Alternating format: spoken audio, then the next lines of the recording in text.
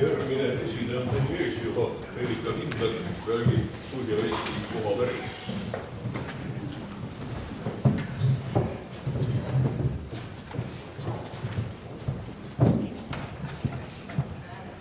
Tere! Ja aitäh seaduse eest ja siis ma sooviksin veel edasi tänada selle päevakava kokkupanijat ja siis, kes oskas minule eelnevalt sellise ettekande lõppes Maiga ja Mai looga. Lihtsalt mina olen Mai 5. põlve järeltülija ja kui ma pean ütlema kahjuks, et siis regiallaul ei ole kohtud pesu ajada ja muda juurudella minul, siis ometi ma pärimust tähtsaks pean ja selles mõttes, et minu fookus või minu tähelepanu on olnud siis sellel pigem see keskkond, kus me elame, kus me toimetame ja need lood, mis selle keskkonnaga on seotud, et siis minu selline meelisteema on siis kohapärimus. Ja kuigi mul on ka kokkupuutepunkte, et kui siin enne tuli jutuks kihelkonnamängud, siis Otiga me oleme päris mitmed kihelkonnamängud siin Tapurla külas, Vihasoo külas, Viinistu külas, Päriskea külas ja üks osa nende kihelkonnamängude sees on siis ka just sama Kuusalust regilaulude laulmine, kui me liigume paigast paika ja siis paikade kohal siis seesama kohapärimuse või kohaliku teadmise jagamine siis nendele osalistele. Ja kes ei tea, siis need kihelkonnamängud või varasemalt siis väravamäng, mida siin välja toodi, et need on siis toimunud meil öisel ajal, algavad siis päikeseloojangul ja lõppevad siis päikesetõusus. Et selline väga-väga eriline ajahetk. Jah, ja tegelikult siitkantist pärit ja kui ma siin sain ülesandeks, et meil oli juttu, et Põhja-Eesti võiks olla, siis mulle tundus, et ma pean jälgida ainult Kuusalu kohapärimust, et ma pean tohutult nüüd ikkagi oma mugavstoolist välja minema.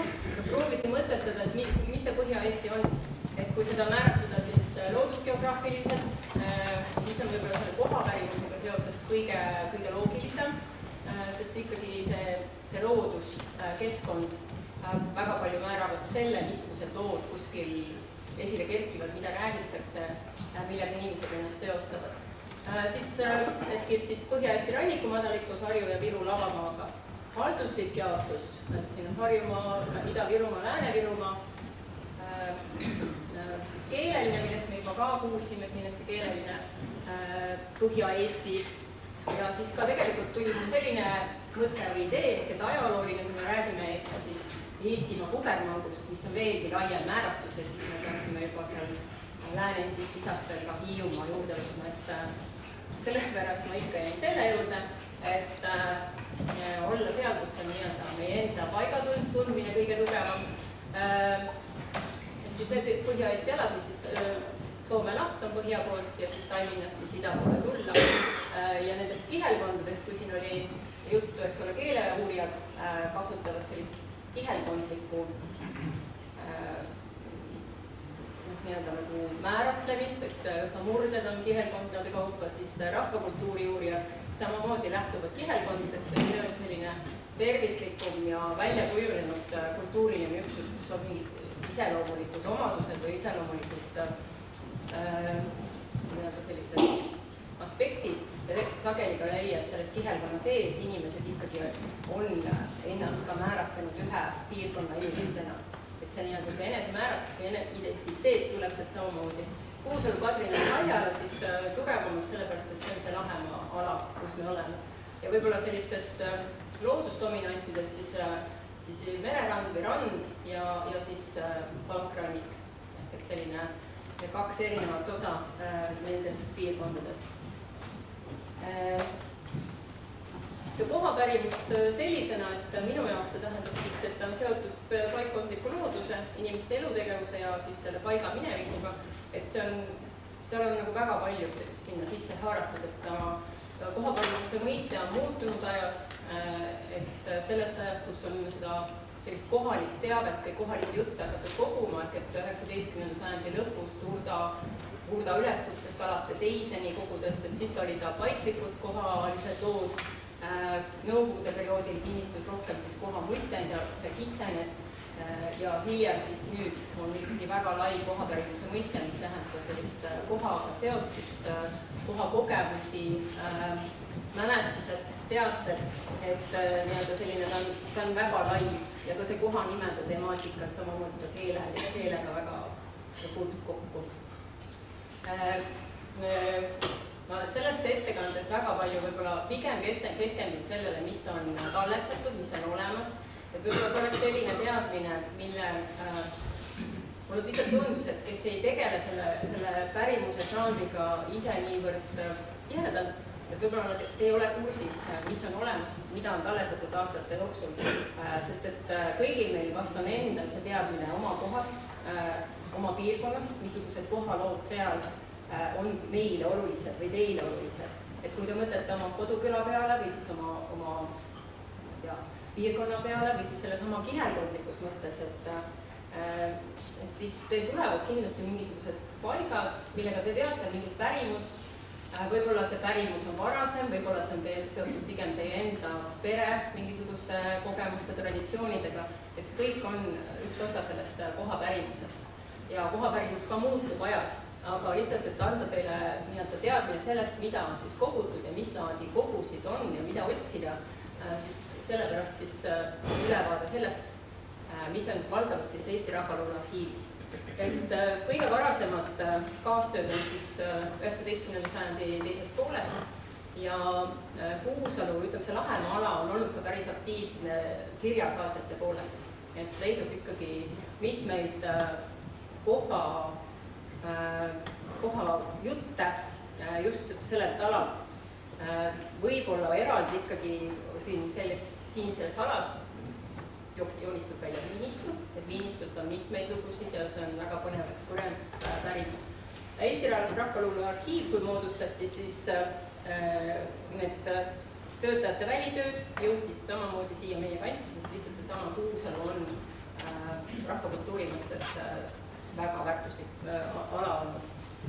Ja mis otseselt puudutab siis kohamuistendeid, siis 1937. aastal korraldati siis Harjumaa koolides esimene kohamuistendite kogumisaktsioon ja selle idee algatas toonane ülemaailmse Eesti Noorsooühenduse eestvedaja August Meikop, kes oli tollal siis Kädva algkoolis, see oli Juuru kihelkonnas, oli õpetaja ja ta tegi ettepaneku siis Eesti Rahvaluule arhiivile, et võiks sellise kogumise korraldada ülemaailmse, et kooliõpilased koguksid.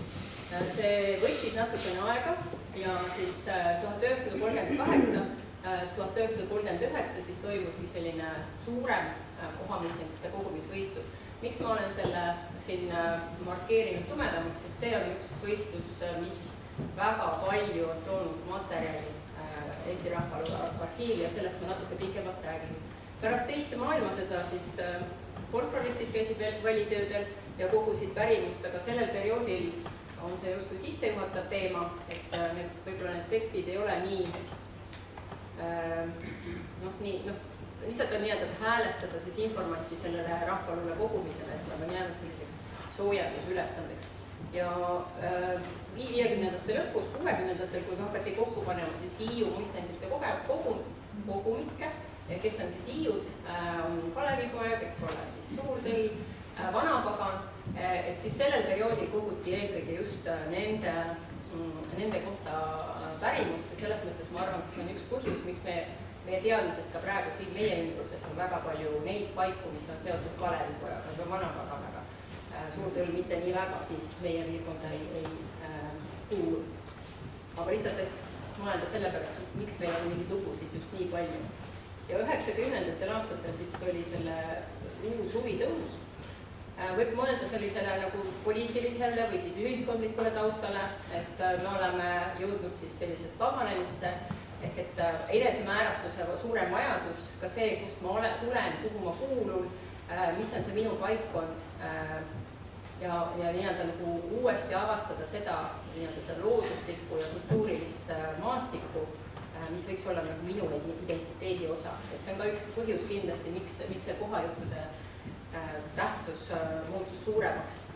Ja Eesti Rahvaluule Arhiivi kohapärimuse tööd on teinud siis 1990. alates kuni tänapäevani välja mitmeid selliseid piirkondlikke kogumistöid ja päris mitmel juhul on olnud selliseks nii-öelda tellimuseks, kas siis mingi omavalitsuse soov koostada selle piirkonna kohta siis selline kohajutuse kogumik. Neid on antud välja nii Lõuna-Eestis kui ka siin Põhja-Eestis ja mõned on ikkagi väga mahukad ja väga esinduslikud. Meie piirkonnas kahjuks mitte nii esinduslikud. Ja meil on selliseid väiksema mahulisi. Aga siis on ka lisaks Eesti Rahvaluule Arhiivi kohapärimuse töörühmal on ka pühapaikade uurimisega seoses on tehtud mitmeid ekspeditsioone ja kogutud uuemat pärimust ja kaardistatud ka neid kohti, mis varasema pärimusega on nii-öelda nagu teadmises, aga kus need kohad asuvad, siis seda selgitada. Et see kooliõpilaste kogumisvõistlus, miks ta on oluline, ongi see, et selle kogumise raames siis üle Eesti koolid osalesid ja nii-öelda see uus materjal, mida saadi, see oli väga ulatuslik. Et siin on ka välja toodud, et mis siis erapoolt koordineeris siis seda Richard Viidalet ja see küsitluskava või küsitlusleht oli nii-öelda laia sellise põhjaga ja kus siis oli keskmes oli see kodukoht ning kohalikkus ja seal oli ka nii need lood kui ka mälestused. Et sellepärast on väga praegu, kui me avastame seda sama materjali, siis praegu sealt tuleb ja joonistub selgesti välja see suhe selle maastikuga. Et see on väga huvitav materjal. Ja selle osalemiskutseid saadeti 1330 koolile, umbes circa nii. Kujutage ette sellist olukorda, kus meil on Eestis 1330 kooli. Hetkel ei tea, mis see koolide arv on, aga see on oluliselt väiksem. Siis see oli see aeg, kus oli väikesed külakoolid, võisidki olla 4-klassilised, 6-klassilised külakoolid ja see koolide võrgustik oli väga tihe. Ja saab vaadata, et 1/5 osales siis nendest, et võib-olla ei tundu väga suur, aga 267 kooli ja 1096 õpilast, see on ikkagi väga suur arv. Kõige rohkem osales siis Virumaalt ja Tartumaalt, aga ka Harjumaalt, et tegelikult see piirkond, kus meie elame, see Põhja-Eesti, on väga hästi esindatud selles kogumisvõistluse tulemustes. Ja kui vaadata, et siis suurim korjandus tuli Rakverest ja algkoolidest oli kõige suurem korjandus siis Viinistu alg- ja täienduskoolid. Ja see Viinistu materjal on tõepoolest see, mis on väga-väga erandlik, et mitte mina üksi selle materjaliga olen töötanud, vaid ka teised folkloristid ütlevad, et see on oma olemuselt, ta on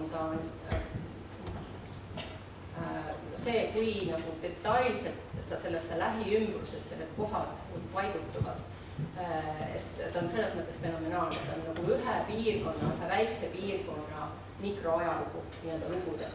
Et see on väga suur väärtus, mis selle sama kogumise käigus õpilased on meie maastiku, meie nii-öelda inimese ja looduse suhete kohta nii-öelda jäädvustanud. Ja see oli ka põhjus, mis ma väga tahtsin täna rääkida, et tuua välja see, et see on väga äge kogu. Ja siin on üks lehekülg ka, kus on Viinistu algkooli, siin on ära kadunud, mul on see natuke pahasti, aga Viinistu algkooli Heina Kroon oli ta perekonna nimi, et näitab ka, et kui te tunnete ära, et siis Ohvrikivi Kuusalus, et ta on sinna joonistanud kivi peale need sümbolid, mis siis seda kivi ilmestavad. Et mõned tööd olid siis õpilaste poolt illustreeritud, mõnel töö juures oli ka skeem või kaart kujutatud, et kus see objekt asub ja kuidas need objektid on üksteisega suhtes. Ja see materjal on väga mitmekesine, seal ei ole ainult kohajutu, seal võib olla ka muid teateid, on ka laule, on ka mõistatusi, siis selliseid vanasõnu. Ja see sisuline tase on erinev, see on sõltunud ikkagi õpetajast. Ja seal võib olla ka selliseid nagu omaenda loominguid, seal võib olla selliseid nii-öelda taaratammikute lugusid, et isamaalisus ja selline eestluse tähtsustamine, rõhutamine oli ikkagi nagu tugev, ehk et siis nagu õpilased mõtlesid, et mis võiks olla see, mida neilt oodatakse. Aga kogu see materjal ikkagi näitab ju seda ajastu konteksti, et ega see, mis ei ole nagu päris ehe rahvapärimus, et see ei ole väheväärtuslik, see näitab seda õpilaste arusaama sellest, mis on, nagu peaks olema selles hetkes ühiskonnas oluline. Ja üldiselt kohapärimuse puhul on ka see just seesama, et püütakse võimalikult täpselt kirjeldada objekti asukohta ja neid parameetreid, missugune see objekt välja näeb. Et need on nagu olnud abiks, et pärast neid kohti maastikul siis üles leida. Siin on muidugi oma tagad, sest et maastik ja elu on väga palju muutunud järgmiste kümnendite jooksul. Jah, et see stiililt ja oma tasemelt on erinev, aga kui kokku võtta, siis ta on väga-väga väärtuslik materjal. Ja mis on siis nagu see üldine tähtsus minu jaoks ja ma arvan ka teised folkloristid on sellega nõus, et kui varasemalt oli pigem selline korrespondentide võrgustiku baasil nende nii-öelda pärimusteadete, need jõudsid arhiivi, siis nüüd oli sellisem süstemaatilisem lähenemine, osalesid koolid üle Eesti, siin oli välja toodud ka, kus oli kõige rohkem maakondade lõikes, ja tänu sellele siis täienesid erakogud ja väga palju uusi andmeid ja uusi teateid nii-öelda uutest objektidest, uutest paikadest jõudis Rahvakogu arhiivi. Ja arvestades seda, mis pärast tuli 40. aastatel, siis põhimõtteliselt mõnes mõttes nad nii-öelda nagu kristalliseerusid, sest et elatusalad muutusid, aeg ju muutus teiseks, et meil tuli nõukogude režiimi alla jõudsime, eks ole, siis traditsioonilised elatusviisid kollektiviseerimise või mingite muude tegurite kaudu, siis need hääbusid, inimesed võib-olla liikusid üldse nendest piirkondadest välja, et selles mõttes see mälumaastiku kiht, mis on selle 38-39 aasta kogumise tulemusel saavutatud, siis see näitab sellist ajaloolist hetke, et võib-olla selles mõttes on ka seda huvitav vaadata.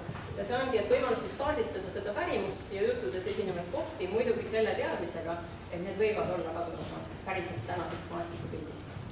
Aga see annab ikkagi selleaegse inimese ja selleaegse, kuidas noor ka nägi, ta pidi küsitlema ikkagi vanemaid inimesi, aga kuidas selles ühiskonnas missuguse tähtsusega need kohad olid, et seda ta ikkagi kannab edasi.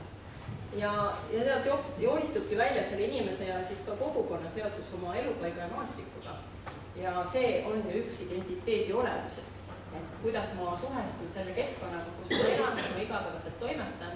Tänapäeval võib-olla see paiklik identiteet on minetamas oma tähtsust, kuigi teisalt, miks me oleme täna siin, eks ole, me ikkagi tunneme, et meil on vaja ennast mingisuguse piirkonna, mingisuguse paiga kaudu määratleda, et mis on see meie oma. Ja väga paljud selliseid tekstinäiteid mul tõesti ei ole, ma pigem tahtsin sellist üldisemalt sellist, et mis on selles oluline, siis kui vaadata sellist Põhja-Eestile omaseid lugusid, siis ongi see iseloomulik piirkonna ja looduse ja maastikuga seotused, kivide lood, siin oli Marju Võimugu või ka juba näiteid, kuidas on see Kalevipoja või siis Vanapaganaga, kuidas nad võivad olla seotud ka mingi meremaastikus, eks ole, sellise igapäevase tegevusega, samamoodi põllu peal need kivid, isegi kui seal on näiteks siin Kolgakülas on, eks ole, see kivi, kus küntud ja alla, et tegelikult see künd, jah, härkadega künti, et siis tegelikult näitab ka selle piirkonna sellist põllupidamise traditsiooni, eks ole, et me võime seda ka siduda ikkagi selle elukeskkonna tegevusaladega, et need lood on selle kultuurilise eripäraga ikkagi seotud. Eraldi, eks ole, järved, allikad, need lood, puudega seotud, soosaared, päris palju on sellist pärimuskihti, mis räägib pelgupaikadest. Ja soosaared on olnud väga olulised selles mõttes. Tänapäeval ilmselt mitte, nad on kaotanud oma tähenduse, nad on pigem sellise vaimse tervise taastamise koht ja võib-olla selles mõttes pelgupaik. Siis seotus inimese igapäevase elukeskkonnaga, kus on asustuslood, väga palju tõesti just ka õpilased kirja pannud mingite oma talulugusid, oma külalugusid ja see võib ka olla nagu kujunemine, aga võib ka olla talude kadumine või nende külade kadumine. Meremaastik eraldi ja teede võrgustik samamoodi on üks oluline teema, mis sealt tuleb välja. Ja siis usundiga seotus tavade ja kommetega, et siin hiiepuud, ohvrikivid ja titekivid, mis ongi meie sellega ütleme sellele rannikualale omane, et seda nagu mujal ei ole teada neid titekivisid. Aga nüüd üks selline pilt. Kas tundub mitte midagi lihtsalt? Kas keegi aimab ära, seal on küll kirjas, mis asi see on. Et ma võtsin selle pildi, valisin selleks välja, et kohapärimuse puhul või see, kui me tunneme, et mingi koht on meie jaoks oluline, on oluline see, et me ainult teksti lugedes me ei saa sellest tundest või sellest nagu tähtsusest või ta ei seostu meiega. Me peame ikka suutma selle koha kuidagi selles ümbruskonnas ära lokaliseerida. Ehk et meie jaoks on ikkagi oluline see pidevalt seal maastikus samamoodi. Ja see pilt on võetud siis Rudolf Põldmäe kogumispäeviku juures, et on Eesti Rahvaluule arhiivi fotokogus ja kes oli jõudnud juba lugeda? Väga soovitan. Rudolf Põldmäe on siis, kui ta lõpetas Tartu Ülikooli, siis ta esimestel aastatel, põhimõtteliselt 40. aastateni ta töötas siis Rahvaluule arhiivis ja tema kogumispäevikud on väga nauditav lugemisvara. Siit te saate, ta on mitmel korral käinud Kuusalus ja Põhjarannikul, et siin, kuidas ta kirjeldab meie kandi eluolu, veel üks kihistus meie identiteedile kindlasti. Aga nüüd selle paiga seotuse või paiga kogemuse tahaksin ette lugeda. Ta kirjeldab siis, et Kondapari oja ja Kondapari oja on selline koht, kus siis pärimuses on sellega seotud, et sealt ei saanud katk üle. Tema kindlasti teab seda versiooni, mis on vanakandes trükitud ja see versioon on tegelikult talletatud Simititsa külast. Ehk et jällegi, kuidas pärimus jõuab kuskile kohaga seotud pärimus, jõuab sellest kohast kaugemale ja inimesed ikka hoiavad sellest kinni ja teavad seda maastikku, seda punavist maastikku, mis oli nende nii-öelda elupaiga maastik. Aga loen selle ette. Edasi liikusin Hiiu Aaglasse, kus tegin mõnedki vajalised pildid ja märkisin üht-teist paberilegi. Tegin pildistuse kuulsast Kondapari ojast, millest polevat katk üle saanud. Kolga-Aaglast minnes leidsin kohe ühe oja, kuid hakkasin millegipärast kahtlema, et kas see on katku tegevuspaik, kuna oli ka liiga Kolga-Aagla lähedal. Läksin kõhklevalt edasi ja nägingi uue oja, mis oli palju suurem ja mõjuvam. Pildistasin selle kohe järele mõtlematult, sest paistis, et katku jutt sobis sellega suurepäraselt. Kuid edasi minnes leidsin veel 2 oja. Nõnda siis kokku 4. Olin hirmul, et pildistasin viimaks vale kohas, kuid uskusin siiski teataval määral, et valisin õieti. Ei julgenud siis enam midagi teha ja läksin külasse sisse. Ühe kalasuitsetamise vabriku juures sattusin tahtmatult vestlusse hulga inimestega, kellelt küsisin seletust ka Kondapari oja kohta. Tekkis suur vaidlus, sest noore võitu inimesed ei teadnud asja enam kuigi hästi ja pika vaidluse kestel selgus tõde. Ning see ühtus minu juhusliku valikuga, hüüumärk. Tundsin tõsist meelehääd sellest, et muidu oleks mul 2 pilti päriselt raisku läinud, et peale selle oli nuhke oma instinkti tabavusele. Kuid tõeline põhjus seisis selles, et sain ojast samad elamused, mille alusel esivanemad olid oma jutunõnga keerutama hakanud. Näete siis, mis tähendab tundmustega oma tööalasse suhtub. Et seesama tunne ka minul sellise kohapärimuse uurijana, et ega väga palju tõesti ka nendest õpilaste kogutud infost ei pruugi selles maastikus olla või see teadmine on katkestatud, see järjepidevus on katkestatud. Et kui sa siis ikkagi leiad selle paiga ülesse, siis see rõõm on väga suur. Ma usun, et kellel on selliseid kogemusi, need ühtivad nii Rudolf Põldmäega kui ka minuga selle mõtte puhul. Aga loomulikult täna on see vaatepilt sellest Kolga-Aagla rannas hoopis teistsugune. Sellist lagedat liivavälja seal enam ei ole, nüüd on sellised natuke rohkem seal ikkagi juba kinni kasvanud. Ja veel üks oluline selline märk, mida pärimuses on öeldud ka sellist nii-öelda nagu folkloristid ütlevad, et miljöö dominant on sellised objektid või sellised paigad, kuhu siis lood nii-öelda nagu koonduvad ja tekivad nii-öelda nagu sellised ja need lood kestavad põlvest põlve või kestavad kauem ka mingisugusest laiemale territooriumile ulatuvad. Et ma ei tahtnud seda panna, seda mõistet, seda miljöödominanti, et Kuusalu kirik on kindlasti väga uhke ja paistab kaugele, aga siis seesama Kuusalu kiriku Laurentiusele pühendatud kirik, et Eestis on kokku 6 kirikut, mis on pühendatud Laurentiusele. Aga ainult Kuusalus on see Lauritsa pärimus sellise tugevuse või sellise nii-öelda identiteeti määravana säilinud. Ja neid nii-öelda üleskirjutusi Lauritsa kiriku kohta ja tegelikult ka selle Lauritsa kivi kohta leidub Kuusalu kihelkonnas põhimõtteliselt igast külast, õpilaste kogudes oli neid. Et selles mõttes, et muidugi ta on kihelkonna kirik, kihelkonna keskus, aga neid nii-öelda ülestähendusi leidub ka mujal, neid leidub kaugemalt, mitte ainult oma kiriku kihelkonna piires. Et siin ikkagi see ühest küljest, et asukoht, eks ole, suure tee ääres, ta on nagu nii-öelda nagu kõigile nähtav olnud kogu aeg. See pärimus on vana, see on väga pikka aega, 13. sajandist ilmselt ja see, et see kivi on samal ajal seda pärimust, et see koosmõi on olnud oluline. Ka see, et Ulvigi on meile rääkinud sellest, eks ole, kuidas 20. aastatel on tähistatudki suurejooneliselt Lauritsa päeva. Et kõik need asjad kokku on mõjutanud seda, et ka seal 30. aastate õpilaste kogudes on Lauritsa kirikust ja Lauritsa kivist väga palju üleskirjutusi. Ja tegelikult me täna ka ju teame väga hästi, kui me räägime, et meil on Kuusalu Laurentiuse kirik ja see lähedal on Lauritsa kivi. Et kuidas mingid asjad läbi aja tulevad, see ikkagi on seotud sellega, kui nähtaval või kui rohkelt räägitud nad meie jaoks on. Ja veel viimaseks, mis ma tahaksin tutvustada, ongi see, et kõik on olnud välja, mis on need sellised viited või kuhu võiks minna vaatama, et ma tõin välja kohapärimuse andmekogud.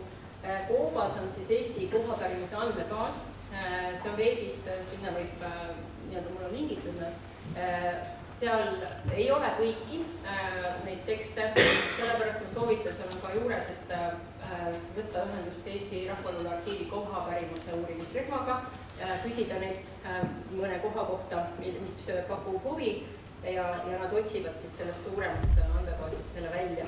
Kivik on nüüd siis Kirjandusmuuseumi virtuaalne uurimissaal ja seal näiteks on vabalt, sinna ei saa vabalt, selles mõttes tuleb sisse logida oma ID-kaardiga või ühesõnaga autentida ennast ära, aga sealt nüüd ma sain uuesti kätte, need olid kättesaadavad PDF-failina, tõepoolest need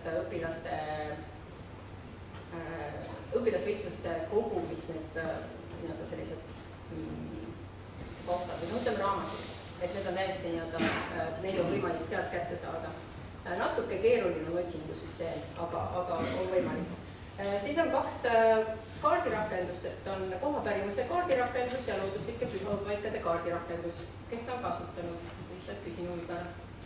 Aga on ka neid, kes ei ole, nii et võib-olla nõus info. Ja veel, mis on võib-olla kohapärimuse mõttes, on siis ajalooline pärimus Eesti Kultuuriloolise Arhiivi kogudest, et seal on ka võimalik siis kihelkondade kaupa, siis ongi näiteks asustuse kujunemisest või esimesed inimesed kirikutest, koolidest, sellist pärimuslikku materjaliselt leiavad.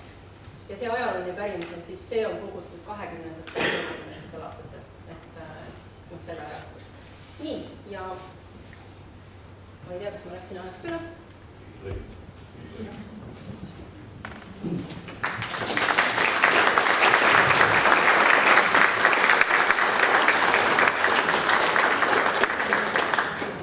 Aeg ja läinud lõplik, kui on mõni küsimus kohe.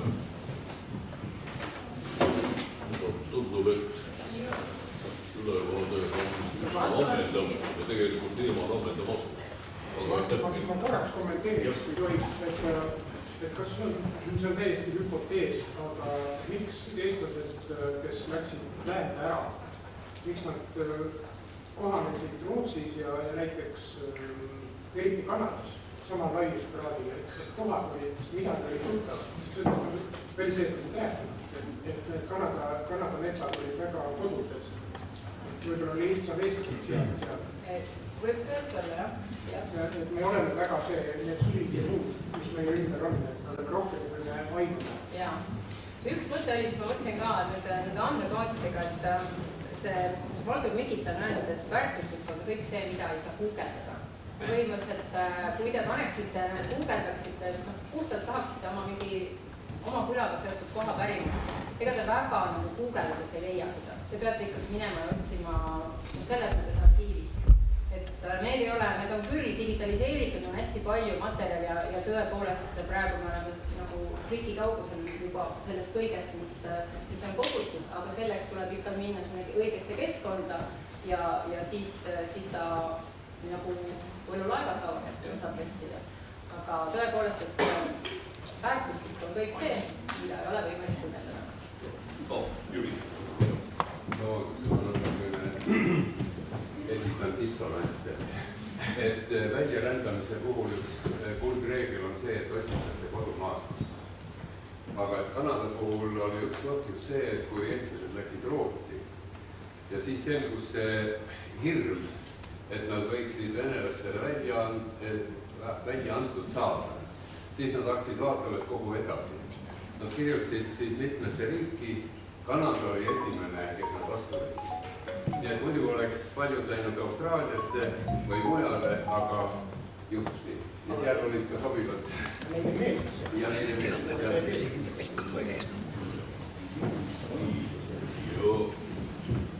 Järgmisena koos